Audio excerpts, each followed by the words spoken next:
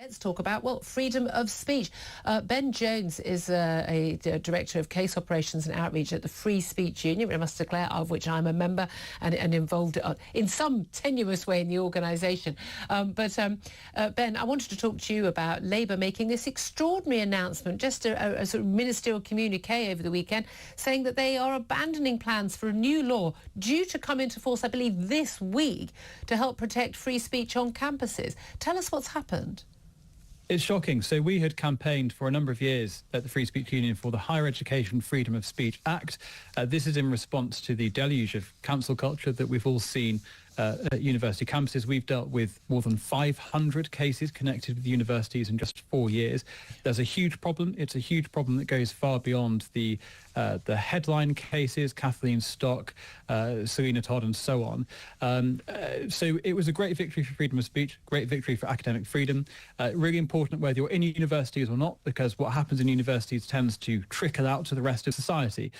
So it was a great triumph for everyone on the left, on the right, whatever your political views, who was concerned about freedom of speech.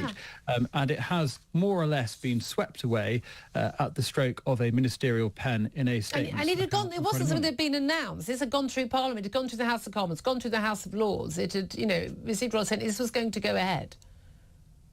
Correct. Okay. So there was still every prospect, every hope, every assumption that this would still move. And it had cross-party support by the end as well, certainly in the Lords. And the key thing about this was, although technically speaking there is protection for free speech on campuses, well, clearly the number of cases we've had and number of high-profile cases where we've had students losing their places at university, speakers being cancelled and people being bullied and threatened, and indeed staff actually forced out of their jobs with threats and the like. I mean, it's been absolutely horrific what's been going on. Clearly what we've had isn't working, and this new law would have brought in more protection and the possibility of sort of proper fines on universities. They were going to basically make it a very big penalty for universities that didn't uphold freedom of speech.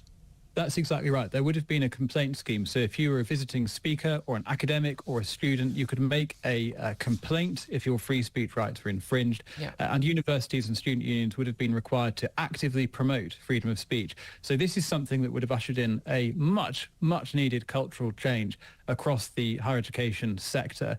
Now, we've had this very disappointing news. You'll not be surprised to know that we are now looking at our options. We are taking advice. We will be writing to the Education Secretary very soon. And we think that if the government is of the view that this act that, as you said, had cross-party support by the end, has achieved royal assent, that if it needs to be repealed, really the government ought to have to fight for that. It ought to have to go out there and make the case publicly that the Higher Education Freedom of Speech Act is something that is somehow unnecessary, that it should be repealed. It hasn't done that. It hasn't made the case for it. It's tried to sneak this announcement through. And it's such a worry, isn't it? Because, as you say, it is actually happening on a grand scale. And there's been loads of surveys actually showing that many people just simply, students and academics simply don't speak out publicly because they are afraid that they will themselves be cancelled. And so they're just keeping their mouths shut. And we were told, were we not, that Bridget Phillipson, the Education Secretary, that the culture wars are over. There are no more culture wars. It looks like, hey, we're in a culture war.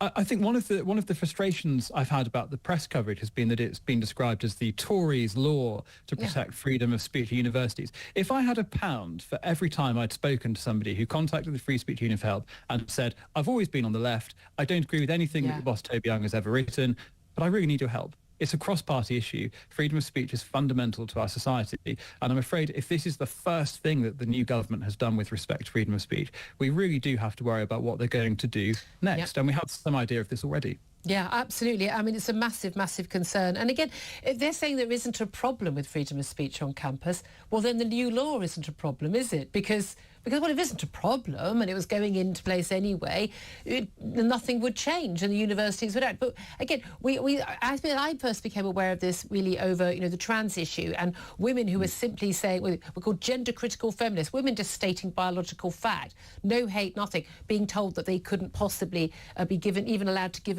a speech because there would be some trouble. And then we've had, of course, lots of other issues come up as well.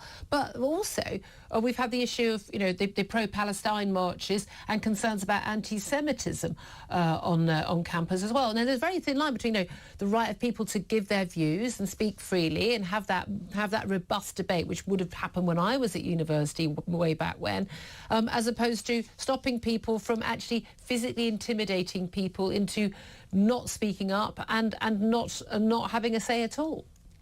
There have been concerns raised by Jewish groups over the weekend who've welcomed the fact that the act is not being commenced. But what I'd say is, look what happened to the Israeli ambassador in 2021 at the London School of Economics, who was chased from the building and hounded. This law should have been a shield that protected everybody and everybody's right to articulate their view, whether you are pro-Israeli or anti. Absolutely. I remember we spoke to Scipio Hartley-Brewer the day after that. I was absolutely shocked that I was mortified that happened in Britain, actually, to an ambassador from one of our allies. Really appreciate your work on all of this, Ben Jones, and I know that most of the cases that the Free Speech Union deal with never reach the public eye. They're not all over the Twitter, they're not all over the newspapers, and you deal with thousands upon thousands of cases, and so many of them are involved in our universities. So appreciate you joining us, Ben Jones.